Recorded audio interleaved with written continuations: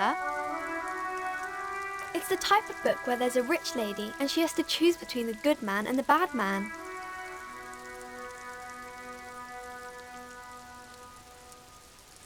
Or there could be a story about a poor lady getting a rich man. It's about man and lady business, sir. It happens, but usually the guy gets rich in the process, or should actually be rich himself, but has lost his family property unjustly, like during the revolution or something. Those are unhappy books, for most of the pages. People sad about what they have lost, but then it all turns out just fine in the end. These are not very common. You can't have a choice between bad and bad. Nobody wants to read a story like that. Well, maybe then it's fine. Maybe if the lady then decides not to pick either, because she doesn't need a bad man. Yes, that would be interesting. That's really not a proper romance story. That's more like everyday life.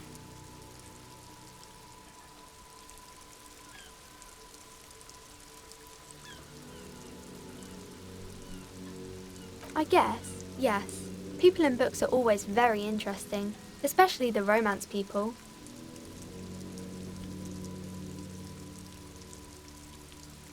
I haven't read many of those. Maybe you should ask Mum. I don't think it's a romance story if the main characters break up, though.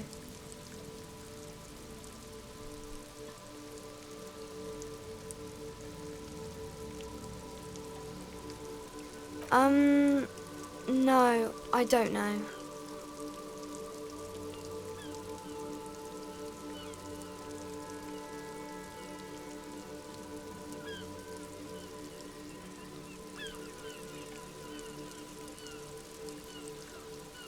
Yes, she knows books, definitely.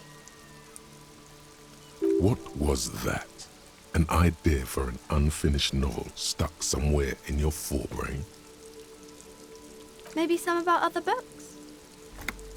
Oh, kings and queens and generals of old, or artists and writers, or musicians, those kinds of people.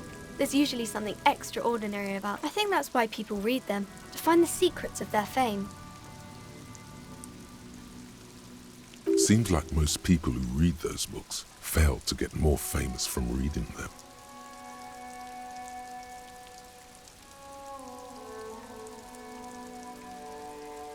But it does make the famous people more famous. Why would they do that, sir?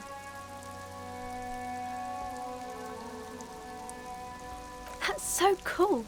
Maybe they'll make you a book cover picture and everything. Standing over a dead body, holding a gun. The girl keeps her hands folded, hidden. Why is that? What do you mean, sir?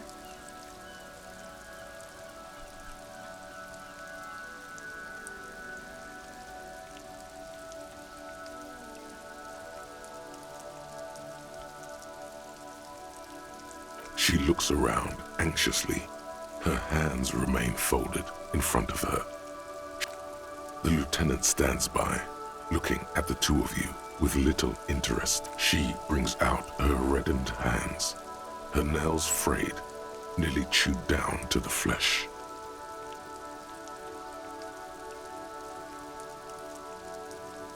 And you knew this from me keeping my hands folded?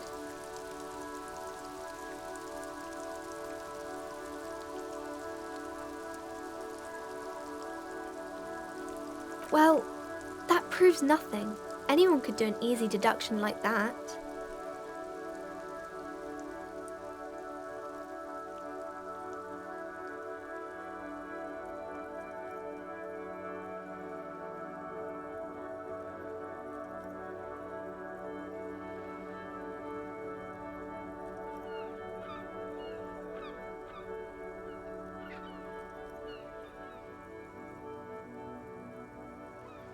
You're quite sober.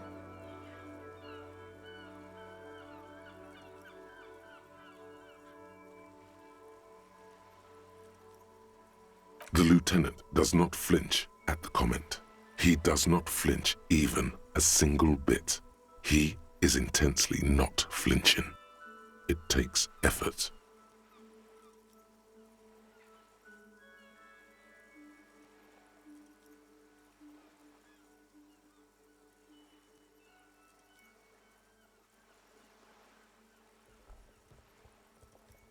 I sure hope you are, sir.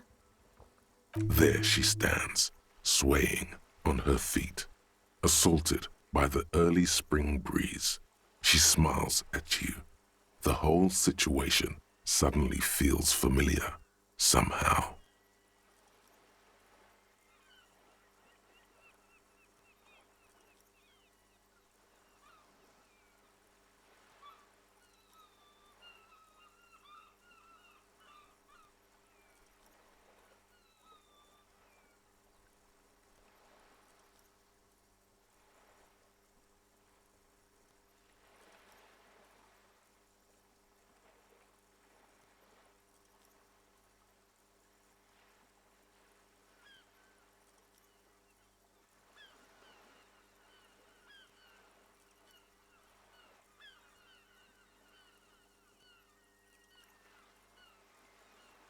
There's something you're missing.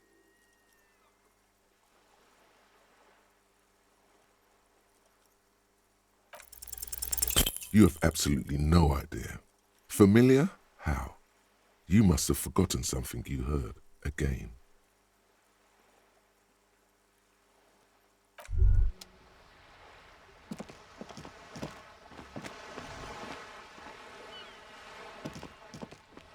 As you turn, a bright light catches your eye, making you squint. From a distant sunset, a stage light, flash photography, nowhere in particular. It's just what superstar law officers do. They squint at lights and they solve shit.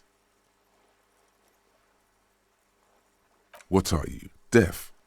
They're perfect, like rock star politician and drug addict teacher.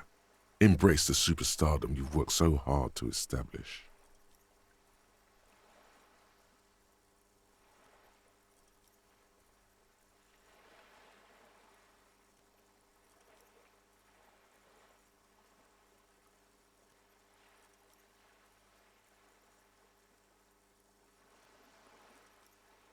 Yeah, a cool, trash superstar.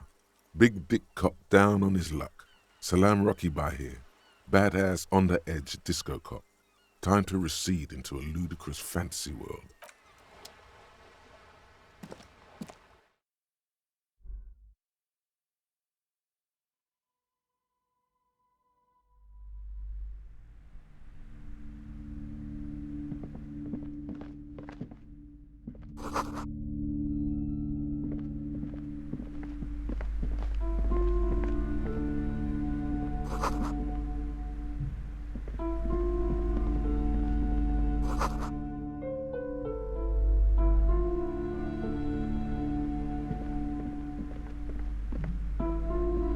A small mountain of colorful board game boxes.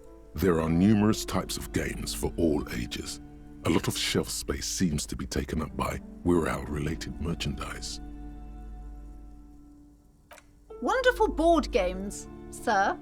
The Viticulturist is a classic for sure, or perhaps you'd like Archipelagos of Insulinda, a very educational game for those interested in geography. Raubritter is a fun game of economic competition, but can get quite intense after a while.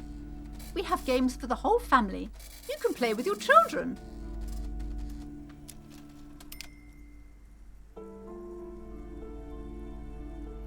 Friends are technically like family.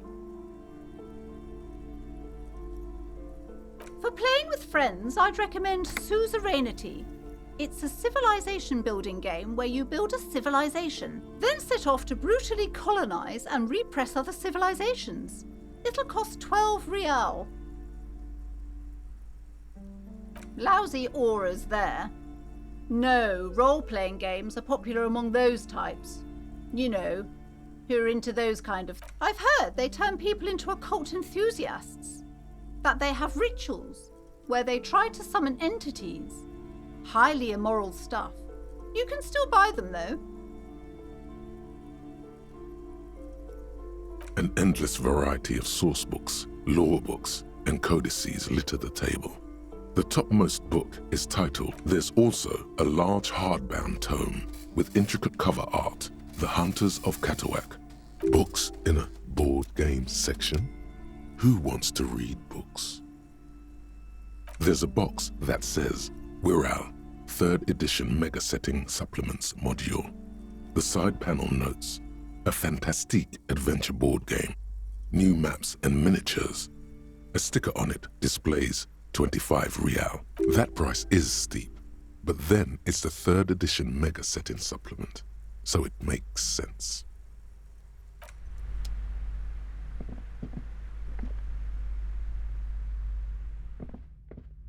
Welcome to Crime, Romance and Biographies of Famous People. My name is Plaisance. Be welcome, and please take responsibility for the energy you bring into this space.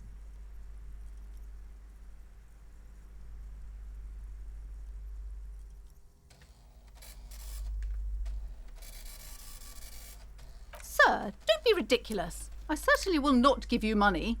I would be doing you a grave psychic. One has to earn one's success, even if one is a police officer. Handouts are nothing but manipulation. All they do is make you dependent. Certainly there are good things to be said about dependence.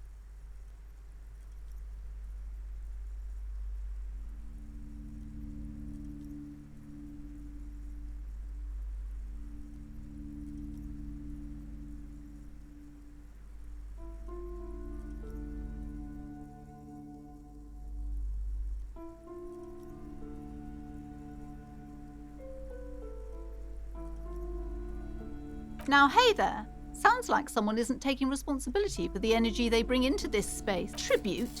Power? These are not the traditions we're used to in this part of the world.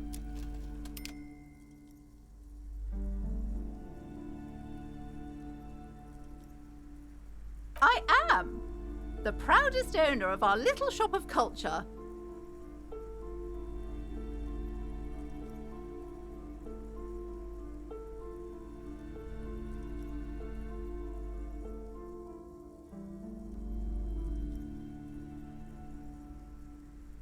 Goodness, you were already doing good, browsing the shelves. Why'd you stop? Don't you feel compelled? Go, go!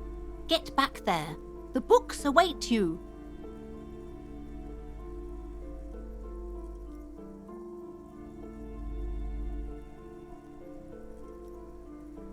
Everything is on the shelves. Take a look yourself. The shelves compel you, don't they? She smiles and nods, seemingly relieved.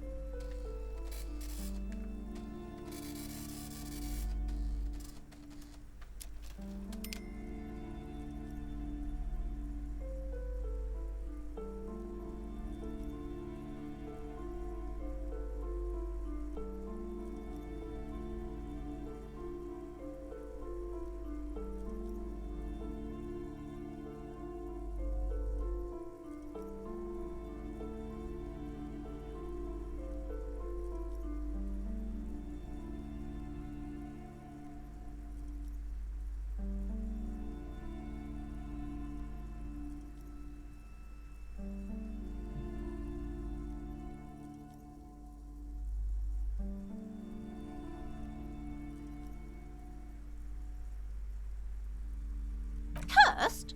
Who said that? Annette? I will have a word with her. This place is not cursed. It has a robustly magnetic energy. Good for commercial activity. My business is thriving, sir. What in God's name is she talking about? Annette, yes, my daughter. I hope she wasn't slacking off again with her nose in science fiction. Tell me, was she at her post doing her job like a proper girl? Wonderful. Did you talk to her?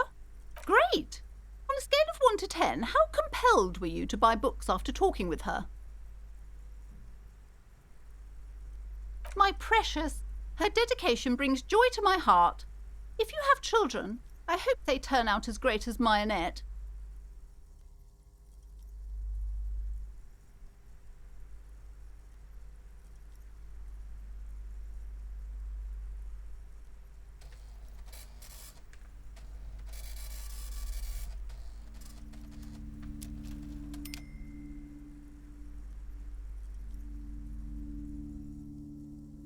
God! Ugh! I've told her not to do that. It's such a disgusting habit. She'll get over it. Anxiety is a part of life. She can, if she has enough willpower. This is what's called growing pains. Life isn't easy. Life doesn't give breaks. Come on, ma'am. It's obvious she can't do anything about it. You are placing an unnecessary burden on a young child.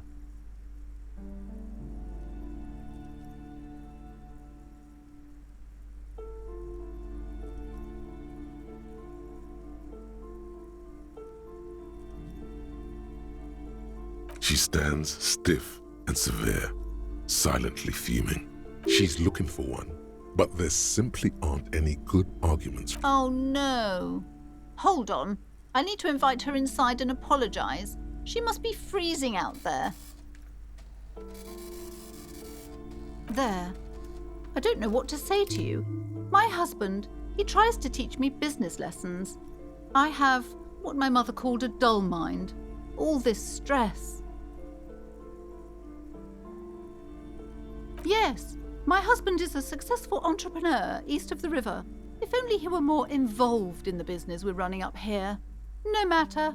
Soon we'll both be off for Grand Couronne.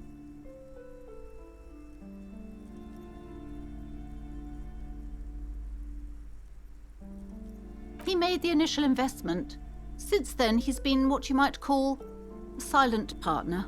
Super silent, almost inaudibly so.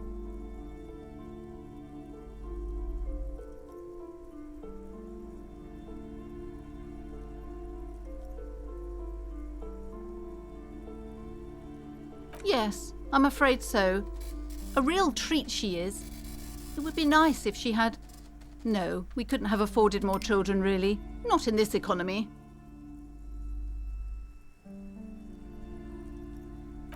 A glimmer of sadness blinks through the well-crafted exterior. We're quite busy people, you know, my husband and I. Quite busy. Children are a lot of work. You don't look like a father, so I don't expect you to understand. I'm sorry. I'm sure you do understand. She's been too busy helping me here, so she studied at home this trimester. This is a temporary solution, of course.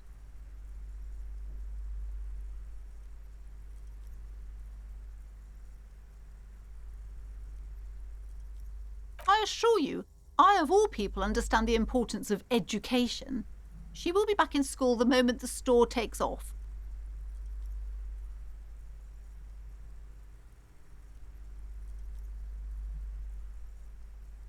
And hell freezes over? Never mind. It's not a good topic to get into.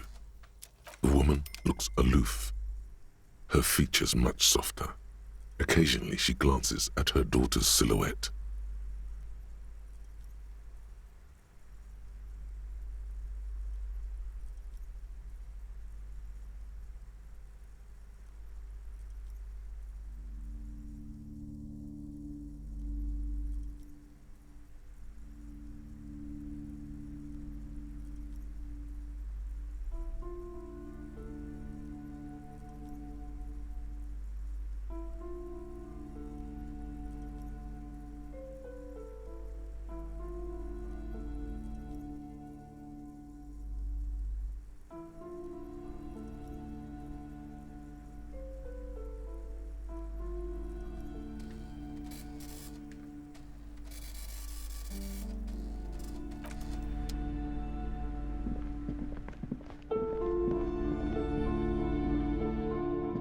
These shelves are overburdened with books from the same series.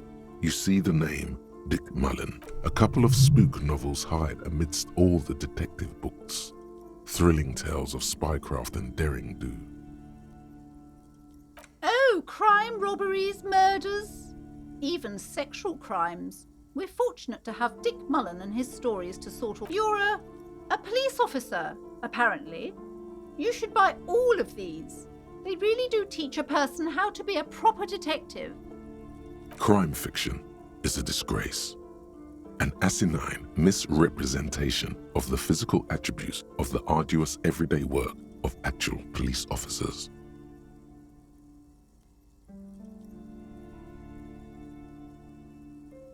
These books greatly overstate the excitement of police work, glossing over how long it takes to actually follow up on. What's more, they completely ignore the psychological hardships of year after year coming into contact with people during the worst days of their life. Not a single mention of all the stress this work creates upon the officer's family. Detective fiction just doesn't tell the truth at all. Now, would you like a list of all the books found on the shelf? You see Dick Mullen on the job. Get Me Mullen. The Stalwart Adventures of Richard P. Mullen. Dick Mullen and the Murder in the... A killing is declared. Dick Mullen in the Murder House. The Final Case of Dick Mullen. Oh no, turns out he faked it to solve a case. Yes, there's also The Dame Who Did It. Farewell. Tragedy Calls for Dick Mullen. And after all this, you still haven't found the answer to the one question that matters. Who is Dick Mullen? Your quick eye notices a small caterpillar crawling across the spine of a book. The title reads, A Worn Paperback from Dick Mullen's classic Hard-Boiled Phase. The premise seems to be that Dick Mullen is could it be the motifs of unstable identities and shocking betrayals?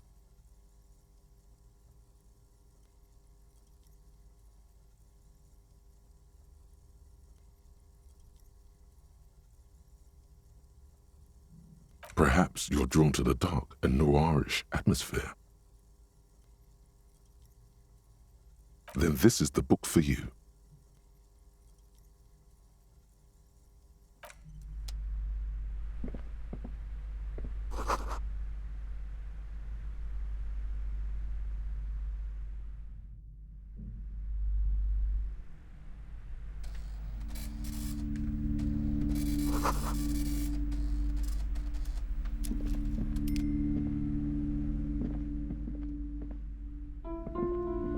This bookstore is not strictly about crime, romance, and biographies of famous people. There's also a wide range of paranatural. Amidst the various books, you find one written by someone named Matthias W. Dundas. It's about wholeness, unity, balance.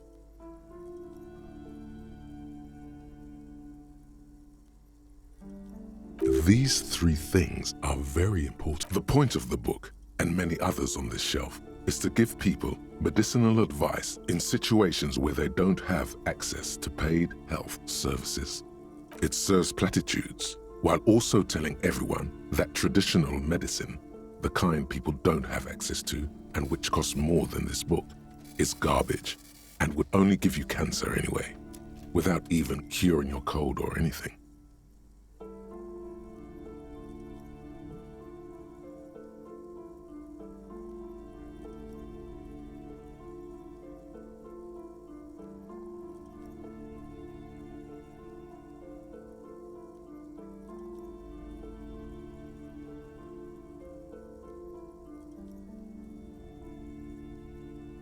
Wholeness, unity, balance, on the other hand, can basically take care of anything, though it is important to note.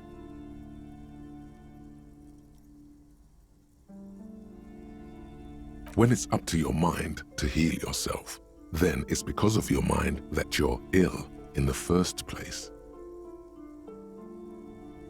The book features chapters on topics such as how to find magnesium. It even lists plants you can harvest magnesium from. How to continue drinking if you're an alcoholic who has destroyed his liver. And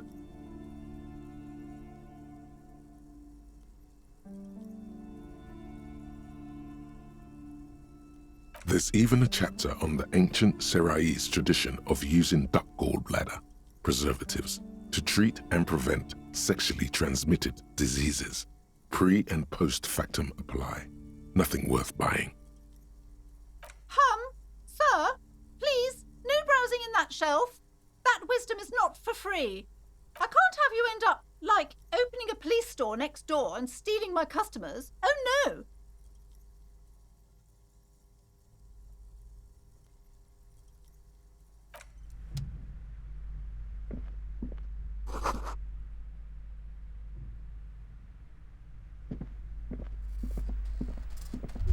The plaque on the shelf reads, Biographies of Famous People. You see a large variety of names. I would say... The Greatest Innocence. Yes, most certainly. It's an important educational tool delving into the depths of history, religion, and their relation to innocentic power.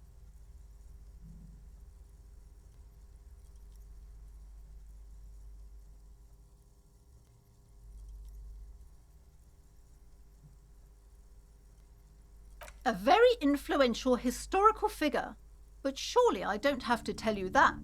You're a law officer, and law officers have at least some education. The book is also very daring. The author aims to re-examine the universal understandings of the innocentic system, creating a fresh vantage point and a shift in the tired order of things.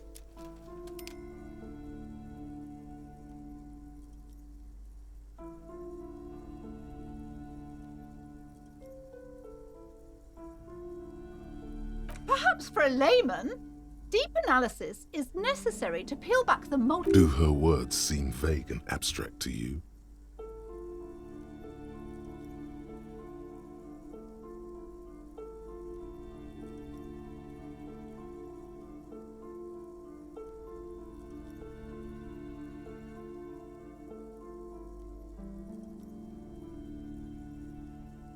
Certainly, it's prudent for a person to have at least an elementary understanding of history and society.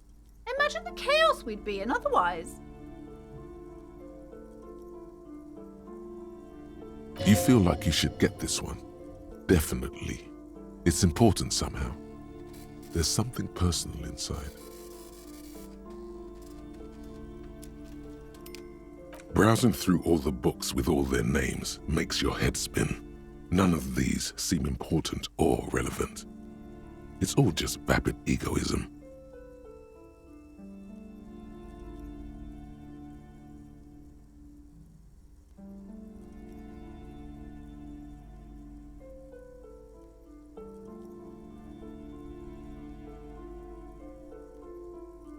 Suddenly, a particularly odd title catches your eye. It reads, High Speed Love, the tragic true love story of Jacob Irv and Alfie Delatraz. High Speed Love chronicles the romance between two of the finest tip-top tourney racers in history. One of them is the madcap driver, Jacob Irv. His blonde mane graces the cover. Next to Irv's life story, you see a slim biography of an Occidental rock star called the Anti-Star. He's famous for shooting morphine into one of his eyeballs. Next to that, Rivasholian radio personality Guillaume Bevy stands in front of a rundown drug den. He's a permanent fixture on Channel. I really must insist you buy one of the books. Reading them is not for free. Do still browse though, but not too long.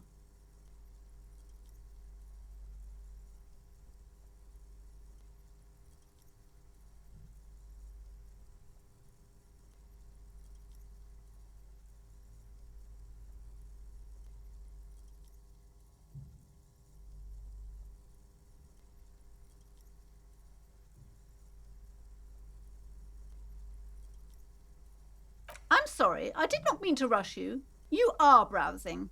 Go ahead. Take your time. Time is commerce.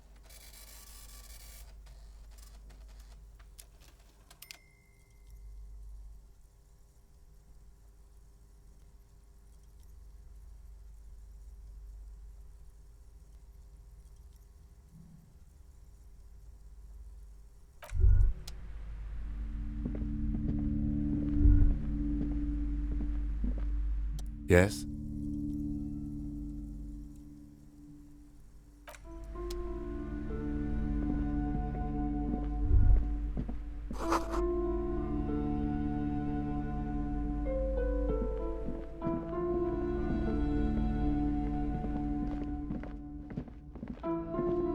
You see a set of tattered curtains blocking the way to another room. A strange cage-like trinket dangles from the curtains.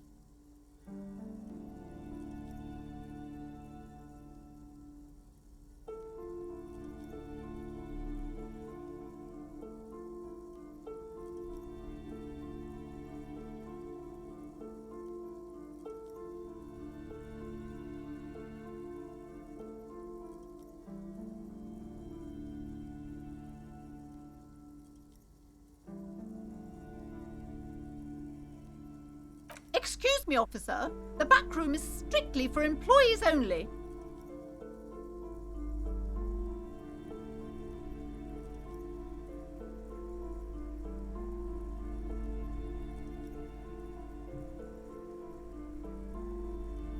Nothing. Now please go back to browsing the books. Don't you feel compelled to look at the books? The books are all you care about.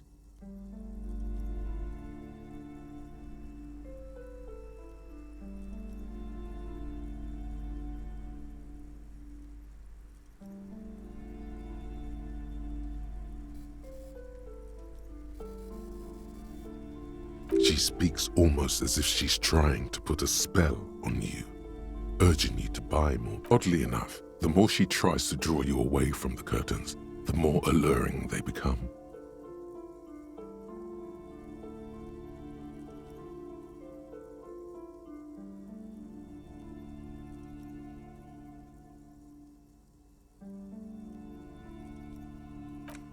You see some kind of charm, an irregular polyhedron assembled from bones, sticks, and straw. Inside, a disturbing fish head with empty eye sockets stares at you.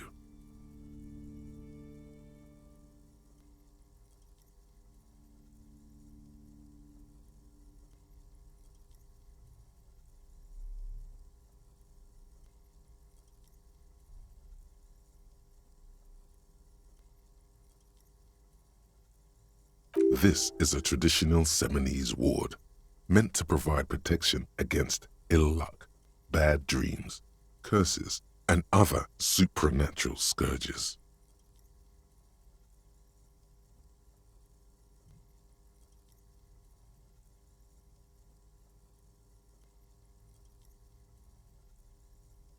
Inhabitants of Ile de Fantôme, aside from poking at it suspiciously, there is nothing else to do with the fish head charm at this time. The curtains remain shut before you. Just as you're about to pull apart the curtains, the petrified voice of the shop owner cries out once more. Sir, don't touch that. I told you it's off limits for the customers.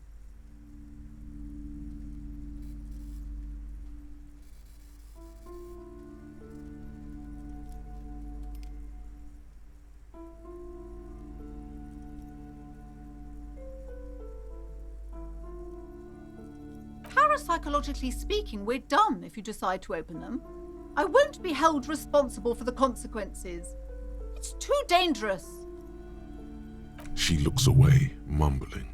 Why is everyone always messing with the curtains? Why can't they just buy books like normal people?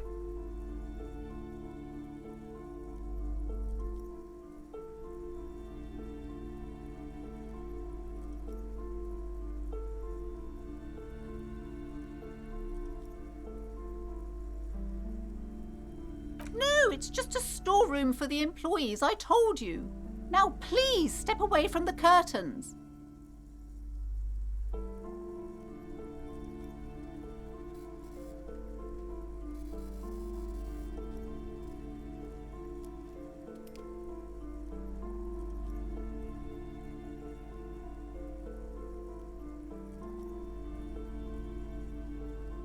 Why? It's not like anyone was killed there.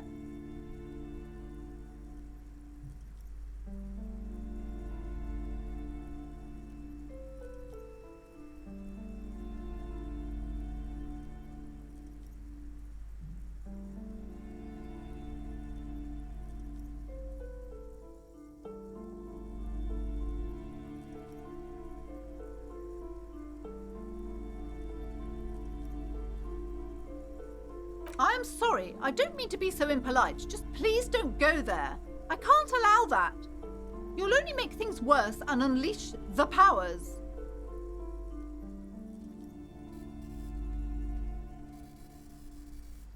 The curtains do seem frail suddenly, not robust enough to contain a slippery darkness.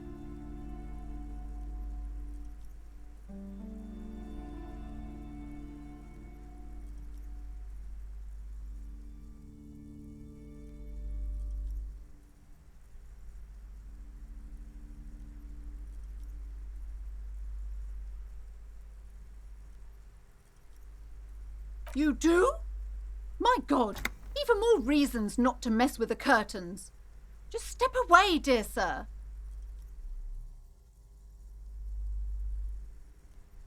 Thank you. Let's just talk about this first, all right?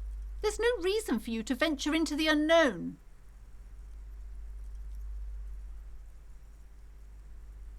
Talking is always good. Go see what she has to say. The curtains, tattered with age and covered in dust, hang before you, as if taunting you.